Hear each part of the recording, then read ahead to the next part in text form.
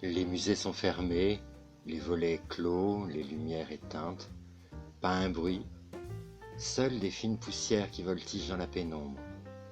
Mais derrière des vitres, des objets attendent que des yeux curieux les observent, les admirent. Depuis le don en 2008 de la collection Marais au musée de Sens, plusieurs chefs-d'œuvre sont présentés dans un espace dédié.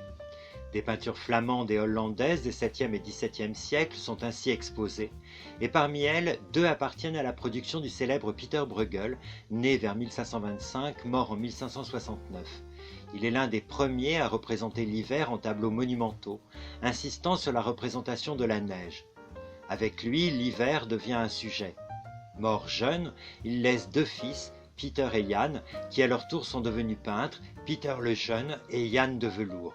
L'aîné s'est spécialisé dans la reproduction des œuvres de son père, en multipliant ainsi les exemplaires. Il participe à une reconnaissance toujours plus grande du talent de cette dynastie artistique.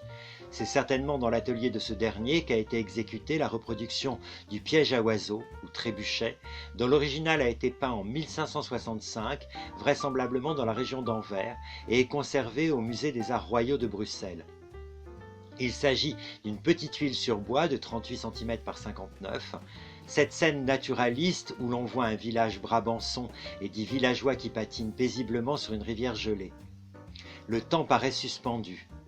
Une note inquiétante est suggérée par une trappe à oiseaux à l'avant-plan.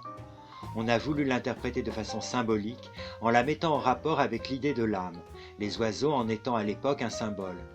S'agirait-il donc d'un piège pour l'homme ? Les patineurs sont inconscients des dangers qui les guettent sur la glace, qui peut céder et les emmener vers la mort et l'enfer. On peut également rattacher cette image à la tradition calendaire, où l'hiver est représenté par des patineurs et qui donne de la campagne et de l'existence une image positive. Bruegel restitue d'ailleurs très bien cette ambiance de froid, de détente. Il n'évoque absolument pas les désagréments du froid, les privations, le manque de bois, de chauffage.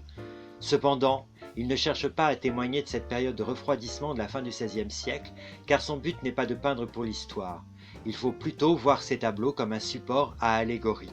Ce chef-d'œuvre de Pierre Bruegel le Jeune est présenté dans la collection Marais au premier étage des musées de Sens.